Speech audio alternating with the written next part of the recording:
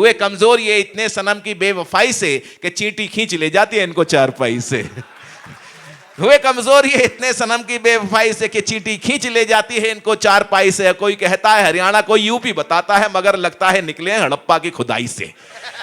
मैंने पूछा प्रशांत किधर जा रहे हो? बोले भाई साहब जिधर हवा ले जाए। तो आज हवा इधर की चल रही थी तो आपके यहां आ गए। एक बार पूरा सदन हाथ उठा के ताली बजा के बुलाए भाई प्रशांत अग्रवाल। गजेंद्र जी बड़ी देर से बहुत परेशान है, ताली नहीं बज रही है, फलाना नहीं हो रहा। असल में भाई साहब ये जीएसटी के मारे हुए हैं और ये व्यापारी लोग हैं, इनसे ज़्यादा कौन समझे। लेकिन मैं बताऊं, हम कवियों को साहब ताली तो आप अब बजाएंगे, मैं वो बजवा लूंगा, मुझे इतना भरोसा है। जीएसटी की तो बात अलग है, लेकिन हम कवियों की एक बुरी आदत है, जब तक ताली नहीं बजती है हमारे गले से आवाज़ नहीं निकलती है, शब्द नहीं निकलते हैं। एक कवि की तो इतनी खराब आदत भाई साहब, श्रृंगार का गीतकार, उसकी शादी हो गई तो स्वागरात पे घूंघट उठाया, 4-5 गीत पेल दिए भाई साहब श्रृंगार के। पत्नी थोड़ा शर्माई, मुस्कुराई, अगले ने बोला शर्मा मत, ताली बजा। तो हमारे यहाँ बहुत बुरी आदत है, मैं क्या बताऊँ आपको। और हमें क्या कन्फ्यूजन हो जाता है, कई बार एक कार्यक्रम में मैं था तो सामने एक वीआईपी बैठे हुए पहली पंक्ति पे बहुत देर से ताली नहीं बजा रहे, मेरा दिमाग खराब। मैंने कहा भाई साहब आप ताली नहीं बजा रहे? बोला जी मैं बड़ा आदमी हूँ, मैंने ताली बजाने के लिए आदमी रखे हुए हैं। मैंने कहा यार कमाल का बड़ा आदमी है। थोड़ी देर तक मैंने हास्य की कविता सुनाई, मैंने कहा क्या पता हंसी ले। मैंने थोड़ी देर बाद जाके फिर शिकायत करी, मैंने कहा भाई साहब आप तो हंस भी नहीं रहे। बोले जी तुम्हें बताया तो है मैं बड़ा आदमी हूँ, मैंने हंसने के लिए भी आदमी रखे हुए हैं। मैंने कहा यार कमाल का बड़ा आदमी है। 2 महीने बाद मुझे मार्केट में मिल गए, हाथ में मेहंदी लगी हुई, कंगना बंधा हुआ। मैंने कहा भाई साहब क्या दिक्कत हो गई? बोले परसों मेरी शादी हुई है। मैंने कहा तो आप हनीमून पे नहीं गए क्या? बहुत अच्छे प्रशांत भैया। बोला जी मैं तो बड़ा आदमी हूँ। सही जा रहे हो, सही जा रहे हो। हनीमून पे मैं क्यों जाऊंगा, आदमी रखे हो। तो हाँ, मुझे और इन कवियों को ऐसा ना लगे कि यहाँ कोई बड़ा आदमी बैठा है। और कोई बात नहीं है, आप ताली वाली बजाते रहना, ऐसी कोई बात नहीं है। और मैं एक बात आपको बिल्कुल भरोसे के साथ बता रहा हूँ, मैं इस मंच का सबसे छोटा कवि हूँ और इतना छोटा हूँ कि मैं बिल्कुल 10 का नोट हूँ। और जो मंच पे पीछे बैठे हैं साहब, ये 1000 500 के नोट हैं। 1000 के तो बंद हो गए। मैं यही तो बताना चाह रहा हूँ, 10 का नोट चाहे फटा हो, चाहे गला हो, चाहे टेप लगी हो, वो चलता जरूर है। आप सब व्यापारी लोगों को जानते हो। और 1000-500 के कब बंद हो जाए बेटा? तो मुझे एक बात बड़े बताऊं भरोसे प्रशांत भैया, 2000 का नोट नया आया है, वो भी अगर रंग जो छोड़ सही रहा हो तो 100 आप जानते हैं कि कितने नप जाते हैं 10-10 के? नहीं सर, समस्या ये है 200 नप जाते हैं। 2000 वाला भी रंग छोड़ रहा है, मेरी क्या गलती है इसमें? कोई ऐसे एक बार जरा माहौल बनाइए, जरा जोरदार तालियां बजाओ, मैं जरा शुरू होना चाहता हूँ। मैं बिल्कुल सही बात बता रहा हूँ।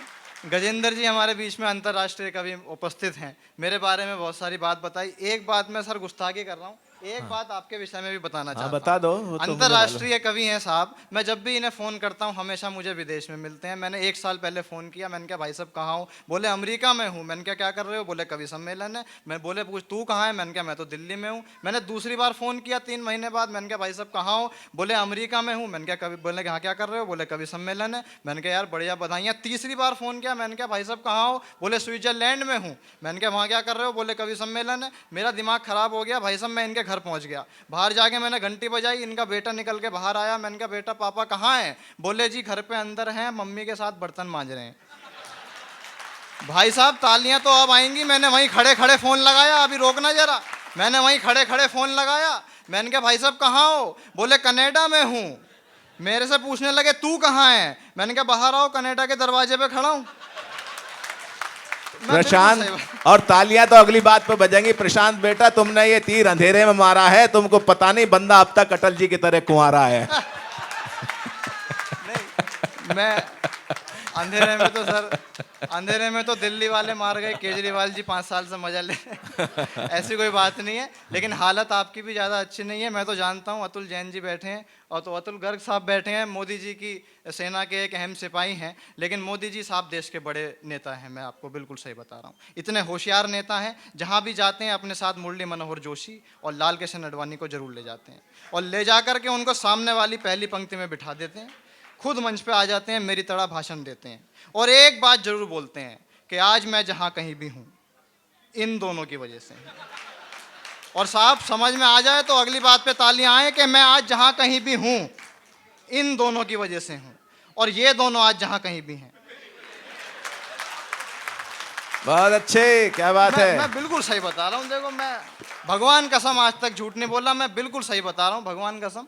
हाँ, एक और हमारे बीच में मुख्य अतिथि बिल्कुल समय से आए हैं, मैं नहीं, आपका स्वागत करता हूं। आदरणीय चौहान साहब हैं हमारे बीच में, स्वागत है उनका। हम थोड़ा जल्दी शुरू हो गए सर, मैं माफी चाहता हूँ। हाँ, सिसोदिया जी, ऐसी कोई सॉरी। बात नहीं। हाँ, मैं बहुत अच्छा कवि हूँ नरेंद्र सर, सिसोदिया आप जी। भरोसे के साथ, आप बिल्कुल सही टाइम पे आए, मैं बहुत बढ़िया कवि हूँ और ये बहुत मजा ले रहे हैं। 15 मिनट हो गए हैं, मैं बिल्कुल सही बता रहा हूँ। और मैं एक बात और बताना चाहता हूँ सर, मोदी जी इतने होशियार हैं, रामनाथ कोविंद जी का नाम आगे कर दिया राष्ट्रपति पद के लिए। तो ये नाम जैसे ही आगे हुआ, आडवाणी साहब के यहाँ यमराज जी आए।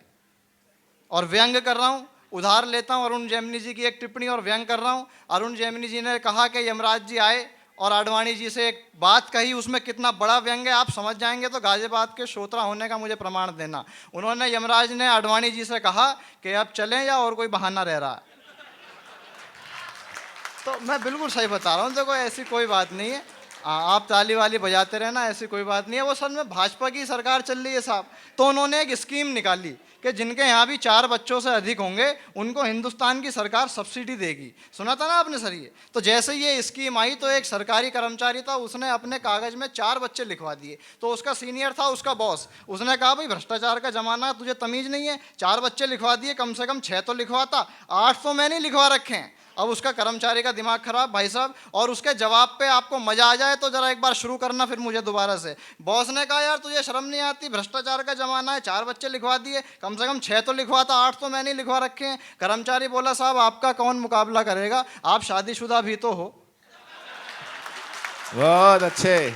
तो स्थिति बड़ी गंभीर है साहब। भ्रष्टाचार का मैं क्या बताऊं आपको, भ्रष्टाचार का बड़ा मामला खराब है। मैं क्या बताऊं, धरती के 3 इंजीनियर मरे और स्वर्ग में पहुंच गए। स्वर्ग में पहुंचे तो स्वर्ग का दरवाजा टूटा हुआ, बाहर द्वारपाल ने रोक लिया, तुम तीनों धरती से आए हो, इंजीनियर हो, मुझे पता लगा है, जो भी इस दरवाजे को कम पैसे में बना देगा उसको अंदर जाने दूंगा, बाकी बाहर रहना पड़ेगा।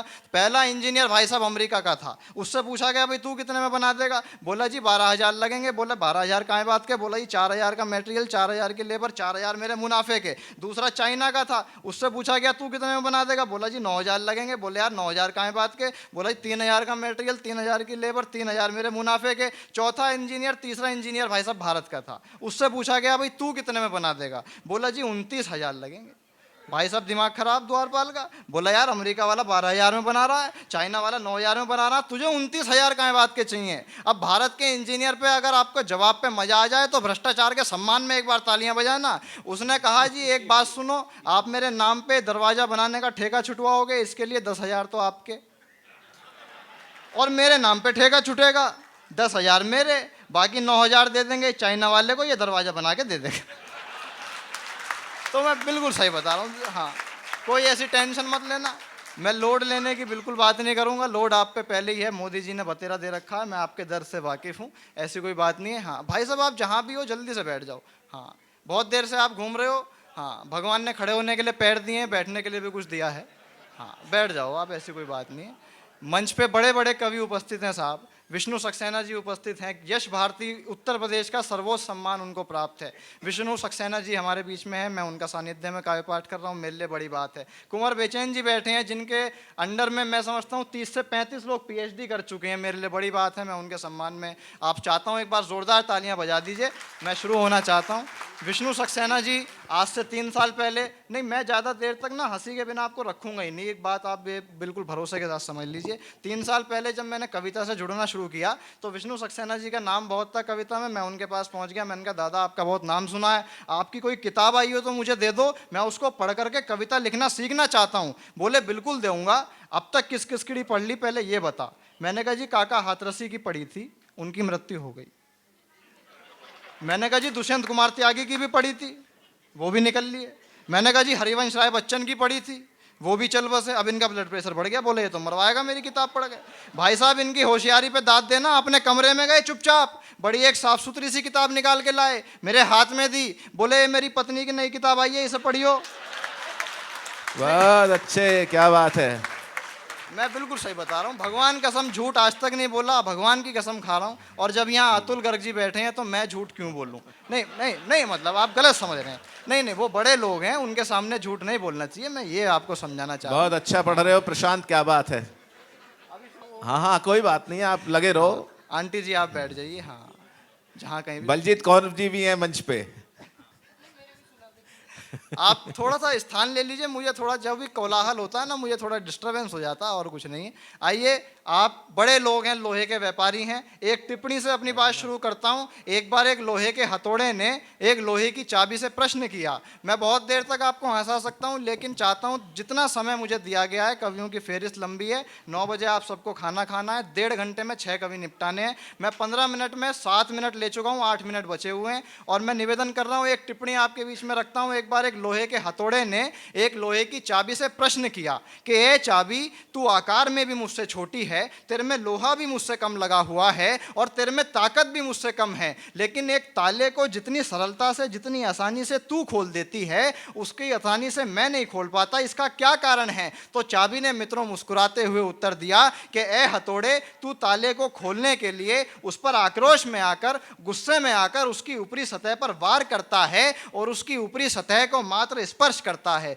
लेकिन मैं ताले को खोलने के लिए बड़े प्रेम से उसके अंदर प्रवेश करती हूं, उसके दिल पर जाकर के दस्तक देती हूं और उससे निवेदन करती हूं, तब जाकर वो ताला स्वयं को मेरे आगे खुशी खुशी खोल के रख देता है। मित्रों, कविता उसी चाबी का नाम है जो बड़े बड़े विषयों पर बड़ी आसानी से अपनी बात कहेगी। आपसे निवेदन इतना है, आपने जैसे अभी ठहाके लगाए, मेरी कविता आपको अच्छी लगे तो वैसी तालियां बजा दीजिएगा। बड़े कवियों को एक बार आपको सुनना है, मुझे आदेश दीजिए, मैं कविता आपके बीच में शुरू करूं। सुनिए, बहुत अच्छा स्वागत, बहुत अच्छे। पहली 4 पंक्तियां पढ़ रहा हूं और आप बताएंगे प्रशांत अग्रवाल इतने बड़े कवियों के बीच में, इतने बड़े श्रोताओं के बीच में, इतने बड़े मंच पे, इसका क्या कारण है? पहली 4 पंक्तियां पढ़ रहा हूं और दूसरी पंक्ति पे आपकी तालियां आएंगी तो मैं समझूंगा कितनी देर मुझे कविता पढ़नी है। सुनिएगा कि कविता पे तालियां ना मिलती कभी भी और इतनी दुआएं वाहवाही नहीं मिलती। अगली पंक्ति संभालिएगा कि कविता पे तालियां ना मिलती कभी भी और इतनी दुआएं वाहवाही नहीं मिलती। हाथ मेरी माँ का मेरे सर पे ना होता यदि मुझे इतनी सी भी कमाई नहीं मिलती। हाथ मेरी माँ का, थोड़ा तालियों का थोड़ा घनत्व बढ़ाइएगा, मैं ऐसा नहीं पढ़ पाऊंगा, मैं नहीं तो वाकई चुटलुओं में आ जाऊंगा, आपका कोई भरोसा नहीं है। कि हाथ मेरी माँ का मेरे सर पे ना होता यदि मुझे इतनी सी भी कमाई नहीं मिलती। ढूंढने चलूं तो सच आपको बता रहा हूं, मुझे खुद की ही परछाई नहीं मिलती। और अगली पंक्ति में एक संस्कार कह दूं तो जरा आशीर्वाद देना अपने बेटे को कि ढूंढने चलूं तो सच आपको बता रहा हूं, मुझे खुद की ही परछाई नहीं मिलती। देख लिए महंगे पहनकर सूट पर माँ की गोद जैसी गरमाई नहीं मिलती। बहुत अच्छा है बाबा।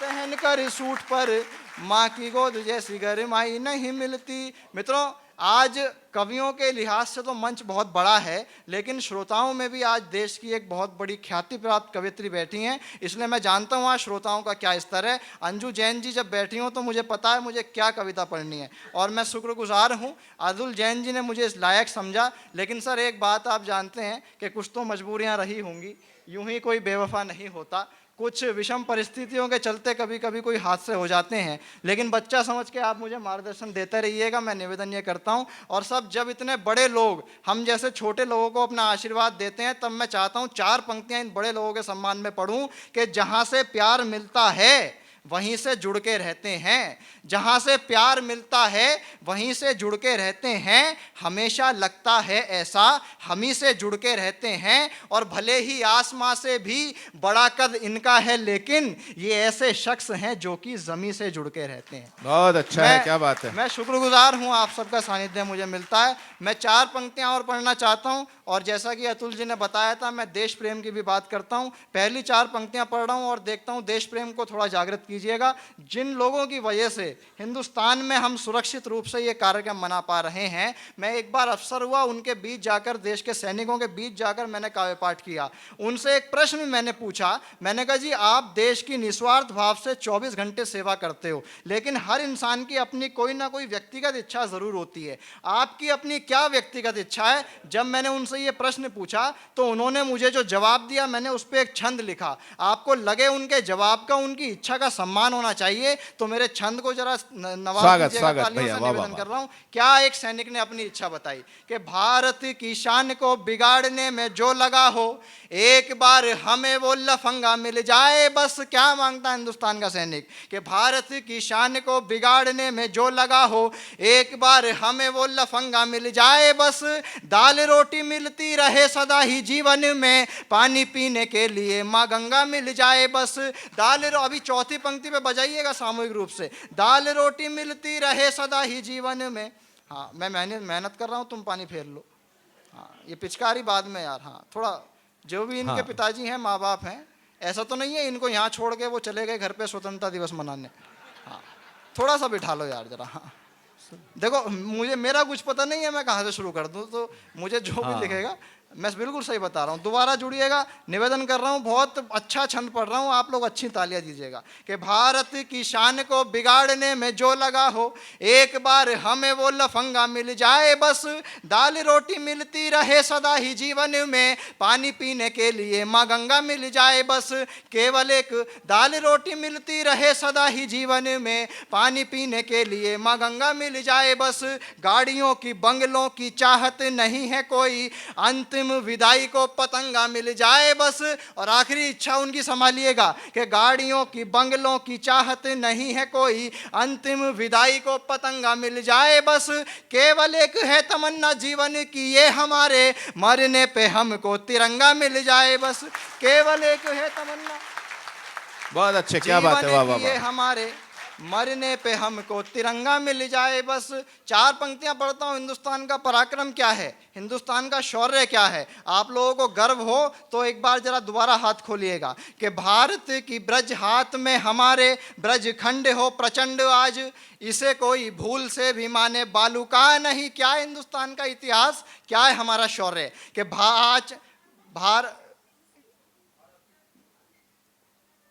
नहीं, दिमाग से कोई बात नहीं, ठीक है।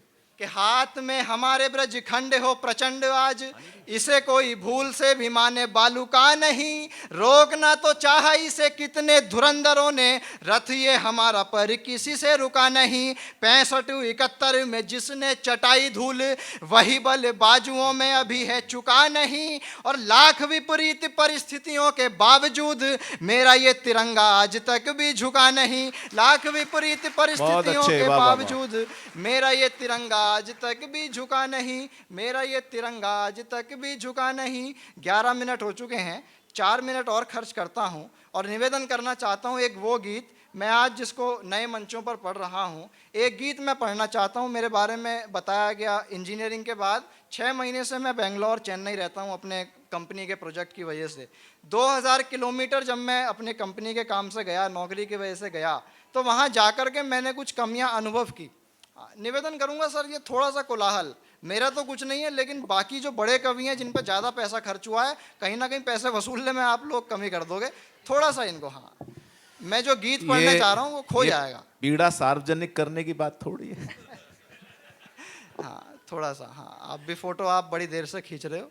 हाँ, ऐसी खींच और देना जो कल को एक रिश्ता आने वाला फाइनल हो ही जाए बस। हाँ हाँ, थोड़ी देर बिठा लो यार। हाँ, ये नहीं मानेगा ये बड़े कभी बन जाओगे तो पैसे भी मिलने लगेंगे। आइए, मैं एक गीत शुरू करना चाहता हूं और मैं भूमिका बना रहा था। 2000 किलोमीटर दूर जाकर जब नौकरी और पैसे की वजह से मैंने जो कुछ पीड़ा, कुछ कमियां अनुभव की, मैं वो सब आपके साथ एक गीत में पिरो करके लाया हूं। और हमारे बीच में बहुत से ऐसे लोग होंगे जिनके परिवार से मेरी तरह कुछ बच्चे पैसे के लिए हो सकता है विदेश तक भी चले गए हों, वो महसूस करेंगे जो मैं कह रहा हूँ, आप उसके साथ जुड़ पाएंगे। मैं निवेदन कर रहा हूँ सर, मुखड़ा सुनिएगा। और आज हमें किसकी याद आती है, एक समय में कुछ बातें जो हमें बहुत ज़्यादा महत्वपूर्ण नहीं लगती थी, आज हमें उनकी याद आती है। मैं 2 पंक्तियां हाजिर करता हूं और दूसरी पंक्ति पर आप आशीर्वाद देंगे तो पूरा गीत पढ़ने की हिम्मत जुटा पाऊंगा। स्वागत, स्वागत कर रहा हूं, गीत सुनिएगा। कि दौलत का अनमोल खजाना याद आता है, दूसरी पंक्ति पे थोड़ा रिदम के साथ आशीर्वाद दीजिएगा तो मैं गीत पढ़ने की हिम्मत जुटा पाऊंगा। कि दौलत का अनमोल खजाना याद आता है, माँ मुझको तेरा समझाना याद आता है, माँ मुझको तेरा समझाना याद आता है। और क्या याद आता है, क्या मैं आज मिस करता हूँ? आज किसी को ये परवाह नहीं है कि मुझे भूख लगी है या नहीं लगी है या कितनी लगी है। 6 महीने पहले जब होता था, मैंने जो डिफरेंस महसूस किया, मैं निवेदन कर रहा हूँ साहब, बंद हाजिर करता हूँ, आप लोग समझ जाएं और पीड़ा महसूस करें तो ज़रा आशीर्वाद देते रहिएगा। निवेदन कर रहा हूँ कि भूख ना होने पर भी माँ भर पेट खिला देती थी, सूखे चावल होने पर वो दाल मिला देती थी, रोटी पर ज़्यादा से ज़्यादा घी चिपड़ा जाता था, हाँ तब तक चूल्हा जलता था जब तक मैं खाता था। लेकिन आज क्या होता है, 2 पंक्तियां मेरी पीड़ा सुनिएगा। हाँ तब तक चूल्हा जलता था जब तक मैं खाता था, खूब कमाने पर भी अब मायूस सा हो जाता हूँ, आज मैं जब दफ्तर से आकर भूखा सो जाता हूँ तो मुझको वो घर का खाना याद आता है, माँ मुझको तेरा समझाना याद आता है, माँ मुझको तेरा समझाना याद आता है। और क्या याद आता है, आज पहले कभी ऐसा होता था कोई खांसी आ गई, जुकाम आ गया तो बहुत सारे लोग परेशान हो जाते थे। आज दर्द हो भयंकर और बुखार भी हो तो बहुत ज़्यादा लोगों को फ़र्क नहीं पड़ता है। निवेदन कर रहा हूँ, दूसरा बंद हाजिर करता हूँ, इसी मोहब्बत के साथ सुनिएगा क्या कहना चाहता हूँ। कि खांसी आ जाने पर भी माँ घबरा सी जाती थी, चोट मामूली लगती थी तो हल्दी ले आती थी, तबीयत मेरी और रातें माँ की खराब होती थी, जब तक मैं ना सो जाऊं वो तब तक ना सोती थी। लेकिन आज क्या होता है कि जब तक मैं ना सो जाऊं वो तब तक ना सोती थी, सर्दी हो सर दर्द हो चाहे खुद ही सहन करना है, बंदिश है कि अब मुश्किल से बिल्कुल ना डरना है, खुद को मेरे लिए जगाना याद आता है, माँ मुझको तेरा समझाना याद आता है, माँ मुझको तेरा समझाना याद आता है। और अंतिम बंद, मुझे लगता है कोई अतिथि आ चुके हैं, अंतिम बंद मैं पढ़ता हूँ, इससे भी पहले वो खलल डालें। अंतिम बंद और आपका आशीर्वाद लेके विदा चाहता हूँ। कि कोई सुख दुख होता था तो बांटा भी जाता था। सर एक प्रयोग कर रहा हूँ, और हिंदी कविता में घर से दूर रहने के बाद शायद ये एहसास मैंने पहली बार पिरोया है कविता में। आप चेक करिएगा मेरी कॉपी। कि कोई सुख दुख होता था तो बांटा भी जाता था, गलती होने पर समझाया डांटा भी जाता था, कपड़े गंदे होने पर मुझको धमका देती थी, मैली से मैली कमीज भी माँ चमका देती थी। लेकिन आज क्या होता है, आज जब 2-4 महीने बाद मैं घर आता हूँ तो कैसा ट्रीटमेंट मिलता है कि मैली से मैली कमीज भी माँ चमका देती थी, घर जाता हूँ तो मुझको मेहमान बना देते हैं, अपनी सारी पीड़ा से अनजान बना देते हैं, बात बात पर वो हड़काना याद आता है, माँ मुझको तेरा समझाना याद आता है। बहुत शुक्रिया, बहुत बहुत धन्यवाद। कवि सम्मेलन और मुशायरे की लेटेस्ट वीडियो देखने के लिए आप नमोकार चैनल को सब्सक्राइब जरूर कीजिए और वीडियो को सबसे पहले देखने के लिए बेल आइकन पर क्लिक करना ना भूलें।